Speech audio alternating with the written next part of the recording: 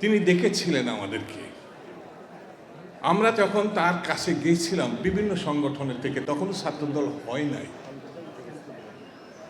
তিনি বসালেন, আস্তে আস্তে করে কথা বললেন। আমি তার থেকে যখন কথা বলছিলেন তিনি বিস্ময়ের সঙ্গে তাকিয়েছিলাম। যিনি স্বাধীনতার ঘোষণা করেছেন, যুদ্ধ করেছেন, লড়াই করেছেন তরুণের মতো, তার সামনে বসে থাকতে থাকতে আমার সক্রেটিসের কথা মনে হলো আমি কোনো প্লেটোর সামনে বসে আছি।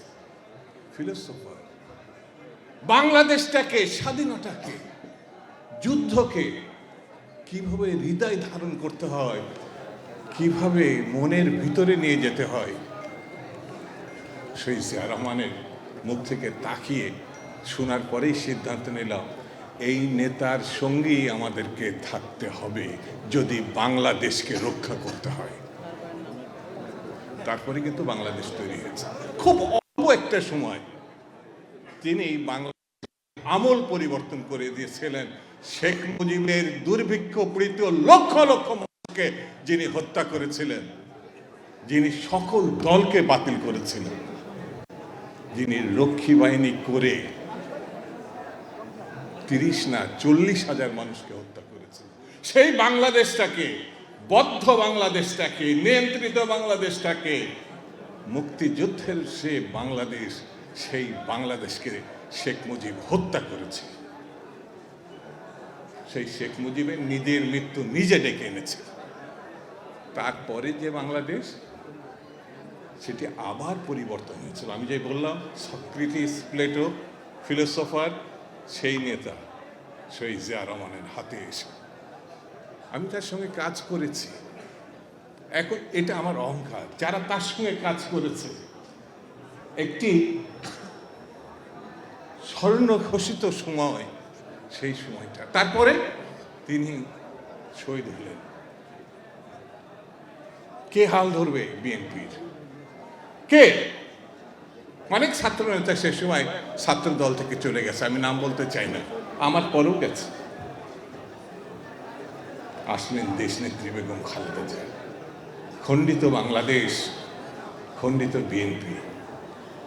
আস্তে আস্তে করে তিনি রাজপথ থেকে বিএনপিকে, নতুন বিএনপিকে তৈরি করলেন। তখন পাশে যারা ছিল তার নাম হচ্ছে বাংলাদেশ জাতীয়তাবাদী ছাত্র দল। আমাদের অহংকার, আমরা বেগম খালেদা জিয়ার সঙ্গে এরশাদ বিরোধী, এখানে যারা তার অধিকাংশ এরশাদ বিরোধী আন্দোলনে তার সঙ্গে ছিল।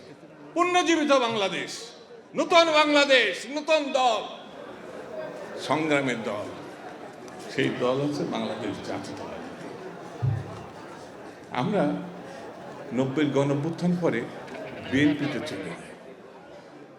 তারপরে হোসেন মোহাম্মদের পরে অনেক ঘটনার প্রেক্ষিতে 16টি বছর সংগ্রাম, 16টি যে লড়াই, সেই লড়াইয়ে যিনি আসলেন আমাদের সামনে বেগম জিয়ার পথ ধরে, তিনি তো জনাব তারেক রহমান।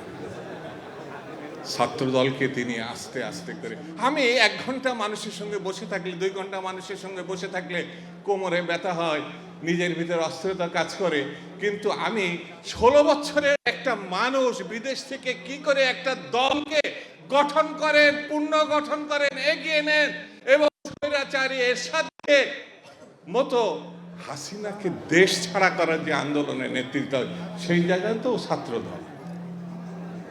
কথা সত্য না মিথ্যা? এত মিনমিনিয়ে গেছেন কেন? অনেকক্ষণ তো বসে আছেন, জানি। সত্য না মিথ্যা বলুন, দাওয়াজ দিতে হবে। সামনে একটু আধটু বিপদ দেখা যাচ্ছে, এই বিপদ কাটানোর জন্য ছাত্রদলকে তৈরি হতে হবে, এমন শক্তি তৈরি হতে হবে। বাংলাদেশকে যারা ধ্বংস করতে চায়, ওই পার্শ্ববর্তী দেশের গৃহনক বানাতে চায়, একমাত্র শক্তি কি শক্তি?